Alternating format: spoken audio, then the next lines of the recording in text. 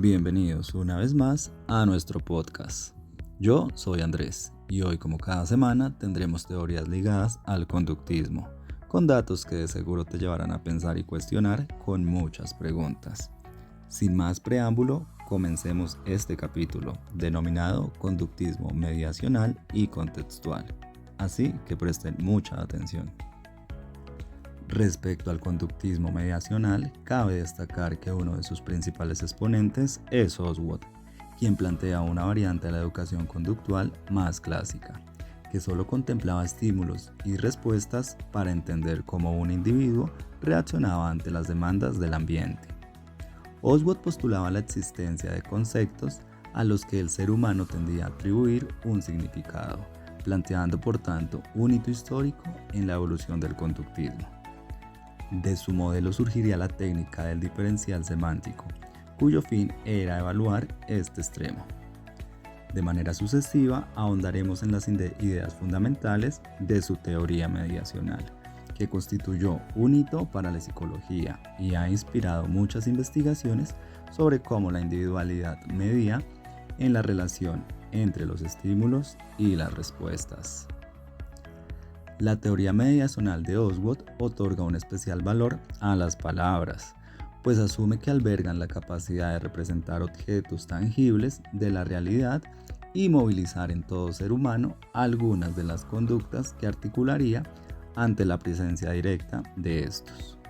Se trata, pues, de un modelo que hace especial énfasis en las propiedades simbólicas del lenguaje y que aporta riqueza a la ecuación conductual clásica, a partir de la que cualquier reacción al ambiente se limitaba al archiconocido estímulo-respuesta.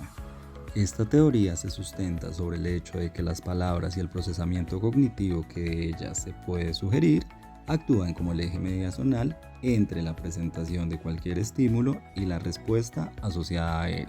Es por ello que se considera un modelo de claro corte neoconductual, pues amplía su marco teórico y contempla la capacidad constructiva del ser humano en su interacción con la realidad que le rodea.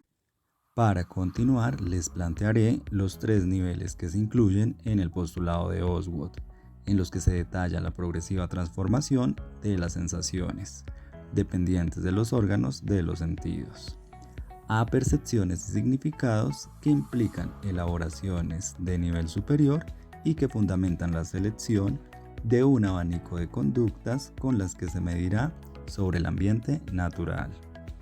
En primer lugar, tenemos el nivel de proyección, el cual se refiere al ámbito de las sensaciones inmediatas, tal y como se dan en el momento en que son percibidas por los órganos de los sentidos. Incluye tanto a las que pertenecen al dominio visual como al resto de las modalidades sensoriales, y traza el modo en el que todo ser humano se sumerge en el ambiente físico que lo rodea. Particularmente se trata de un universo amplio de sensaciones que se despliegan durante la experiencia en una composición de matices apresables por los límites sensitivos y orgánicos. Este proceso inicial obedece a una percepción de los hechos tal y como son, sin que medie la interpretación de los mismos ni la aportación de la individualidad de quien participa en esta situación. En el otro extremo de la ecuación, el nivel de proyección incluye todas las posibles conductas que el sujeto agente puede utilizar para de esta manera interactuar con aquello que le envuelve. Así pues, el nivel proyectivo aúna los estímulos y las respuestas potenciales sin usar filtros de ninguna otra naturaleza. En segundo lugar, tenemos el nivel de integración. En este nivel suceden dos procesos secuenciales, independientes en su definición, pero conectados funcionalmente. En primer lugar, los estímulos de la fase precedente se aunan en una rica experiencia subjetiva, que los integra según la forma en que tienden a presentarse. En todo caso, son parte del lienzo de una vivencia compleja y que difícilmente puede reducirse a la suma de todas sus partes. El modo en el que todos aquellos se ensamblan depende de experiencias pasadas, las cuales constituyen el segundo punto de este proceso. A través de nuestra interacción con el mundo, aprendemos que cientos de fenómenos tienden a presentarse juntos, por contingencia temporal y espacial, y además que su confluencia los dota de un nuevo significado. Este proceso es equivalente a la percepción, mediante la que se reelabora la sensación y se generan ciertas expectativas conductuales. No es, pues, una recepción pasiva de la matriz estimular, sino que la persona la dota de valor o sentido. En tercer lugar, tenemos el nivel de mediación. En este nivel surgiría un significado semántico para apresar la experiencia, que se traduciría en términos verbales o palabras, que distan en cuanto a estructura del objeto al cual aluden, pero que se supone un símbolo en cuya esencia reside la convergencia de todos los elementos que lo conforman. Este símbolo haría el rol de estímulo detonante, pero no puramente físico, sino de uno con carga subjetiva muy notable, emocional, por ejemplo, de tipo abstracto. Y es que la vida nos permite comprender que determinados sucesos tienen sentido cuando se presentan juntos y que no reaccionamos a cada uno de ellos por separado, sino a lo que conforma su unicidad semántica. Esta puede estar representada por una única palabra, cuya apariencia es el resultado del consenso social. A partir de ella y del valor que se le otorga, se desplegarán respuestas en forma de patrones conductuales, complejos y emocionales, de corte netamente personal. Del mismo modo que el estímulo es la unión de íconos del campo perceptivo en una unidad significante, la respuesta implica un patrón de movimientos entendidos como la forma más elemental de acción, que se seleccionan de todo el abanico de posibilidades según el modo en el que la persona valora la unidad semántica. Por este motivo, cada una de ellas responde de una forma distinta ante la misma situación. Ahora bien, llegados a este punto, es esencial considerar que las palabras representan simbólicamente las cosas que se dan en la realidad y suscitan así respuestas equiparables a aquello que están representando, siendo este el punto clave del procesamiento mediacional. El citado proceso implica una elaboración cognitiva que va más allá de la sensación o de la percepción, pues se inmiscuye en el ámbito de los significados que el hecho puede tener para cada cual. De esta manera, las sensaciones que acompañan a cada palabra dependen de las experiencias que se hayan mantenido con aquello que ésta representa. No es lo mismo una tormenta para alguien que jamás vivió de cerca ninguna que para quien perdió su hogar como resultado de una, por lo que precipitaría en cada individuo un patrón de conductas y emociones diferente cuando se representara a la conciencia. Esto como resultado de la percepción de indicios sugerentes de la misma en el ambiente. Lo cierto es que la palabra como tormenta podrían asociarse a un variadísimo abanico de respuestas, pero el individuo desplegará solo las que sean congruentes con el valor que las mismas tienen para él. Así, para quienes nunca hayan vivido sus dramáticos efectos, bastará con volver a casa andando, pero para quienes lo hayan sufrido, será inevitable hacer el mismo trayecto, corriendo como si su vida dependiera de ello, o buscar un lugar en el cual salvaguardarse inmediatamente. Si bien este tema es realmente interesante, tendríamos mucha tela de dónde cortar, pero pues como lo decíamos al inicio de este podcast, también hablaremos de conducta contextual, la cual nos brindará una nueva perspectiva sobre lo que entendemos sobre trastornos psicológicos y su tratamiento. Aunque algunos autores señalen que las terapias aquí utilizadas son descendencia directa del conductismo radical de Skinner, aún aceptando la idea como válida, seríamos demasiado simplistas si redujéramos los postulados de las hijas terapias de tercera generación a los del padre Skinner. La teoría de los marcos relacionales es uno de los principales puntos en común de la conducta contextual. Esta teoría parte de los preceptos teóricos del análisis funcional de la conducta, enfocada en el lenguaje y la cognición. Otro de sus puntos en común sería no considerar a los eventos privados y desagradables como fenómenos a eliminar, ya que conlleva a una alta evitación experiencial, con el precio que impone esta dinámica. La importancia de los valores de la persona como eje que guía la intervención terapia varía de una terapia a otra. Como principales exponentes de las terapias utilizadas en cuanto a la conducta contextual o de tercera generación, tenemos la terapia de aceptación y compromiso, la terapia dialéctico-conductual, la psicoterapia analítico-funcional y la activación conductual. Si bien existen otros enfoques en la actualidad, los principales al día de hoy, vamos a ver en qué consisten cada uno de ellos. En primer lugar, tenemos la activación conductual, la cual es una terapia para la depresión.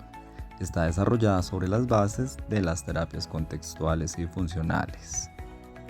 Sostiene que el contexto explica más eficientemente la depresión. Sostiene que las conductas que caracterizan a las personas deprimidas juegan un papel significativo en la evolución de la depresión. No son meramente síntomas de un cuadro. Buena parte de la conducta de las personas deprimidas viene a funcionar en realidad como evitación conductual de importantes ámbitos de la vida. La activación conductual trata de reponer a la persona cara a la vida, poniéndola en contacto con las condiciones que pudieran reordenar el disorder o trastorno dado. Se puede decir que la terapia es un procedimiento para incrementar conductas que hagan probable el contacto con las contingencias ambientales reforzantes. Estas conductas producirán cambios en los pensamientos, el humor y la calidad de vida. Se trata de activar a la persona en la medida de sus posibilidades actuales y de acuerdo a sus intereses y valores. A este respecto, es fundamental el análisis funcional de la conducta, a partir del cual poner en juego las actividades que pudieran ser más relevantes. En segundo lugar, tenemos la terapia integral de pareja, la cual entiende que los problemas de pareja no solo requieren cambio de primer orden, que se modifique un comportamiento u otro, sino que se debe dar también cambios de segundo orden. Es decir, que la persona que realiza la queja procure aceptar el comportamiento del otro. Esta terapia no promueve el cambio de comportamiento, sino que alienta el cambio en uno mismo en vez de en el otro. Un cambio, por tanto, en el contexto del problema más que en el comportamiento problemático. Los aspectos fundamentales es que pone su énfasis en tres aspectos. Se vuelve al análisis funcional como forma de evaluar los problemas de pareja.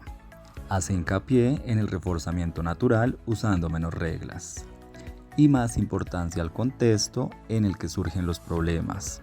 Esto es, se atiende mucho más al papel de la historia del individuo en los problemas actuales.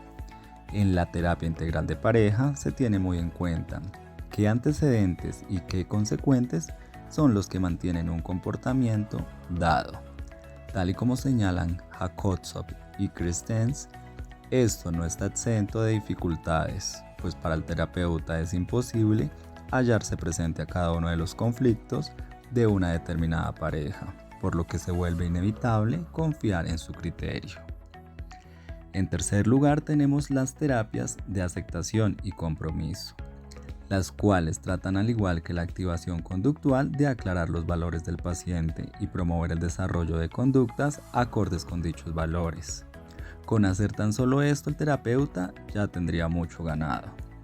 Los principales objetivos de esta terapia serían tratar el denominado trastorno de evitación experiencial, fomentar la aceptación y tener en cuenta en todo momento de la terapia los valores personales del cliente. Cuarto lugar tenemos la evitación experiencial. Esta terapia ha sido concebida como un tratamiento específico para aquellos problemas psicológicos que se pueden encuadrar en lo que se conoce como trastorno de evitación experiencial. Este ocurre cuando una persona no está dispuesta a hacer contacto con sus experiencias privadas, pensamientos, sentimientos o recuerdos. La persona se comporta deliberadamente para alterar la forma o la frecuencia de dichos sucesos. El trastorno de la evitación experiencial está conceptuado desde una perspectiva analítica funcional. Es un diagnóstico funcional en contraste con las concepciones topográficas y mecanicistas imperantes en la actualidad. En ocasiones se ha relacionado dicho trastorno con la carencia de flexibilidad cognitiva. Dicho de otro modo, es un estado de fusión cognitiva con los eventos privados.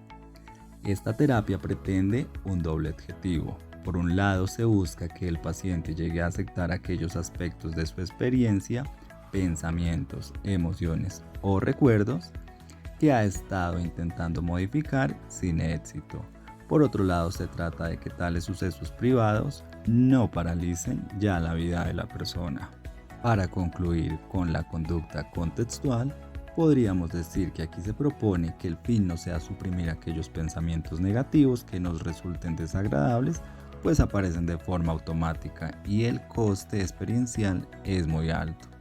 La aceptación de los pensamientos y sentimientos negativos como algo normal en nuestra vida es uno de los objetivos de estas terapias.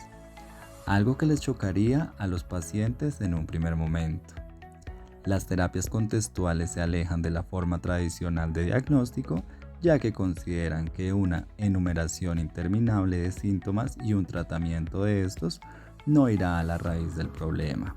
Habrá que hacer un análisis funcional de la conducta para tener en cuenta que es más importante conocer qué función cumplen esos síntomas a agruparlos en una etiqueta, un defecto que muchos le achacan al DSM. Y bien, así concluye nuestro podcast el día de hoy. Nos oímos la próxima semana con un nuevo tema. De seguro les va a interesar.